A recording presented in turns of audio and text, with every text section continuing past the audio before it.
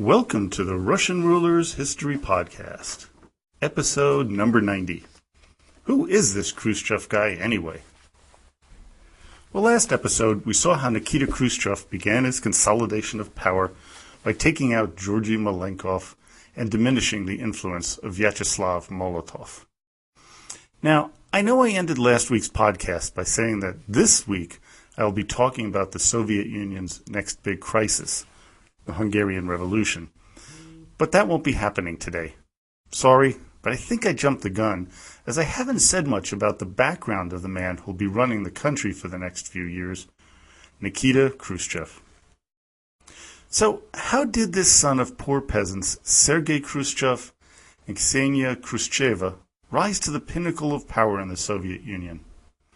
The story is as unbelievable as any fiction novelist could dream up. Born on April 15, 1894, in the town of Kalinovka, a little village in what is now Russia's Kursk Oblast, near the Ukrainian border. The abject poverty of Kalinovka was profound. Eking out a living was extremely difficult for most, if not all, the inhabitants of this small, remote town. Now, to understand what we mean by abject poverty, I'm going to read to you a turn-of-the-century account of the living conditions. Cottages, having no chimneys, are still very common. Almost all have thatched roofs, which often lean, and in the winter the walls are generally covered with dung to keep the place warm. A peasant family sleeps in two tiers, on benches and on bunks, behind the stove. Bathhouses are practically non-existent. They almost never use soap. Skin diseases, syphilis, epidemics, undernourishment. Such foodstuffs as meat, meal, bacon, and vegetable oils appear on the family table only on rare occasions, perhaps 2 or 3 times a year. The normal fare consists of bread and cabbage and onions, to which fresh vegetables may be added in autumn. Now, if you're wondering what kvass is, it's a non-alcoholic beverage brewed from bread, of all things. And growing up as a kid, I wasn't too fond of it, so not a really pleasant thing to have to consume. Well, Kalinovka had about 1,200 residents, with about 156 peasant huts, which means about 8 people to each hovel. The size of each hut was about 15 to 20 feet in length and width. Quite often, especially in the winter, they would sleep alongside their animals as well. Shoes for children were called lapti, much more like moccasins than real shoes. They were made of bark and would regularly fall apart in rain or snow. As Khrushchev recalled in his memoirs, quote, "Every villager dreamed of owning a pair of boots. We children were lucky if we had a decent pair of shoes. We wiped our noses on our sleeves and kept our trousers up with a piece of string." Literacy was rare. Only 5% of the townspeople could read. It lasted 4 years, as they needed to be on the farms to keep up their meager standard of living. His family eventually moved to Yuzovka in 1908, where his father worked in the mines. This type of work was brutally hard and paid very little. Ksenia, Nikita's mother, began to blame their poverty on his father, putting him down all the time. This reminds me of my parents when I was young, and we were poor, just 5 years after they emigrated to the United States.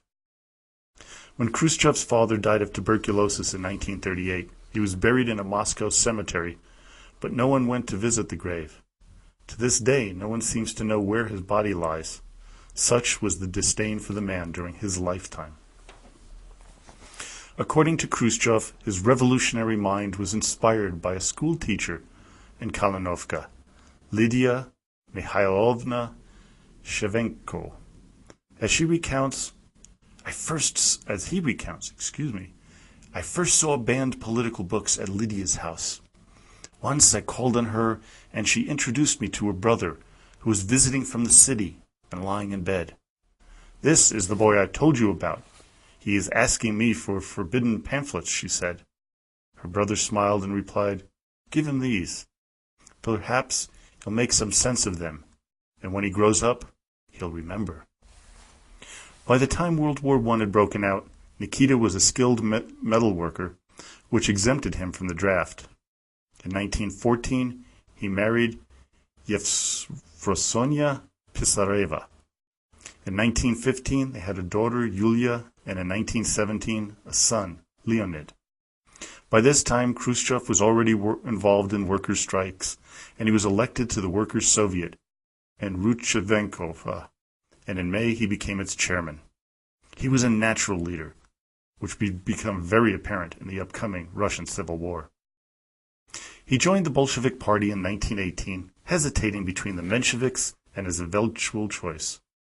Because of the starvation and devastation to the countryside during the war, Yevfrosynia, his wife, died of typhus in Kalinovka while Khrushchev was in the army.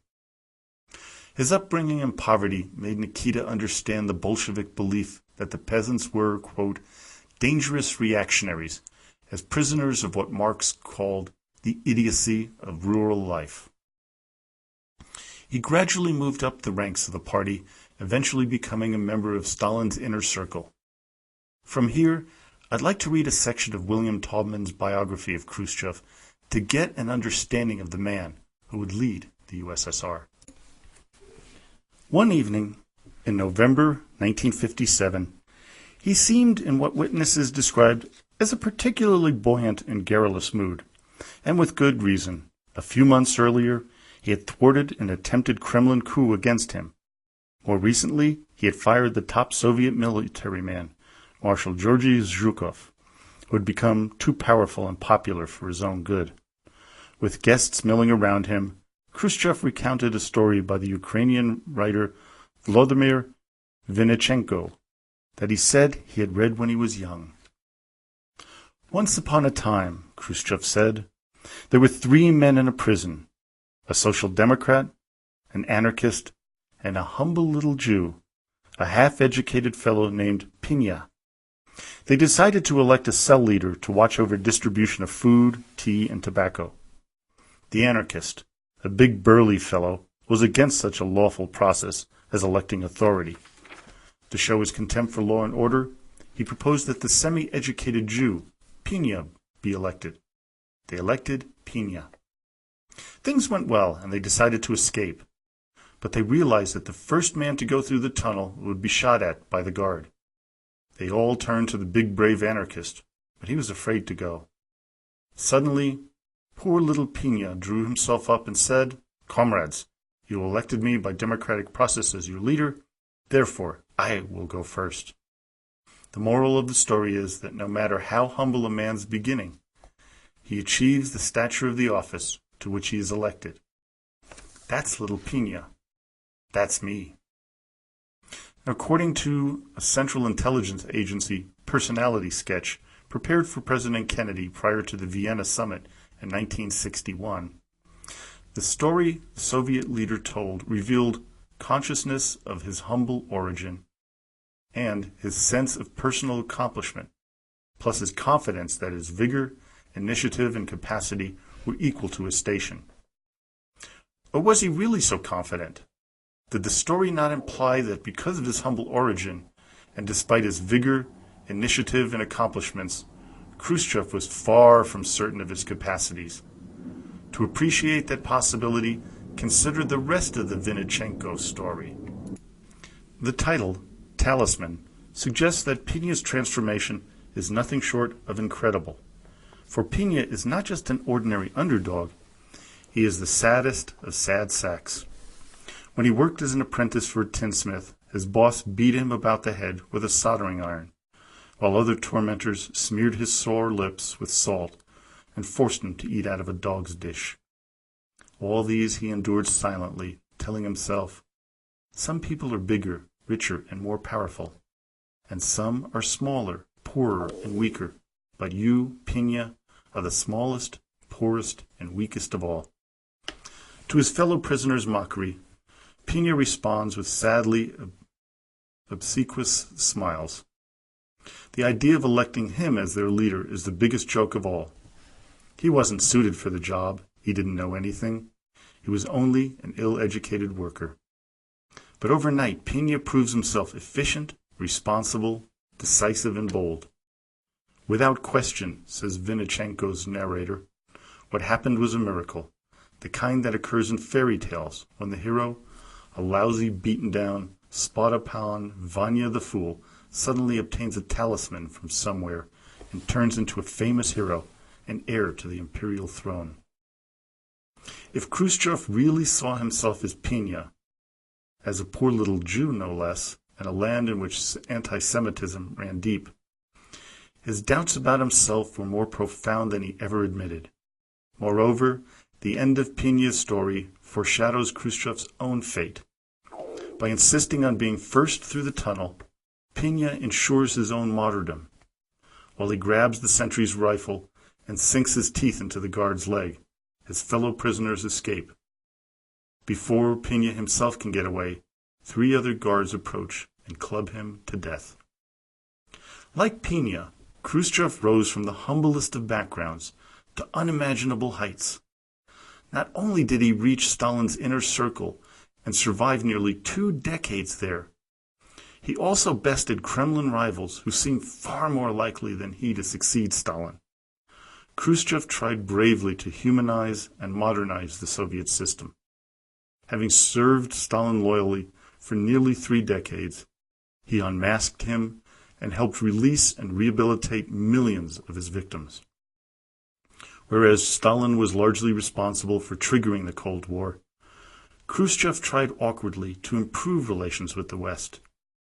He also attempted to revitalize areas of Soviet life, agriculture, industry, and culture, among others, that had languished under Stalinism. Well, that's the reading, and I really strongly suggest you get the book Khrushchev and His Man, The Man in His Era by William Taubman. You just really would enjoy it. It is a large, long book, but it gives you great insight into this man, which I didn't have an appreciation for until I read the book and Khrushchev's memoirs, which you can find. I found him many copies used out there, pretty inexpensive on Amazon, so you might want to try it there. Next week we will be going to the Hungarian Revolution. That is, if I can get the recording in. The Schaus family has moved to new digs, and so we're going to be setting up, internet service and all that kind of stuff. So, we'll try to get the script done, but if we can't, you'll know why. Well, I hope you enjoyed today's podcast. Please visit your fellow listeners at the Russian Rulers History Podcast Facebook group, or go to the website at RussianRulersHistory.com, where you can ask a question, leave a comment, or make a suggestion. So now, as always, до свидания и спасибо большое.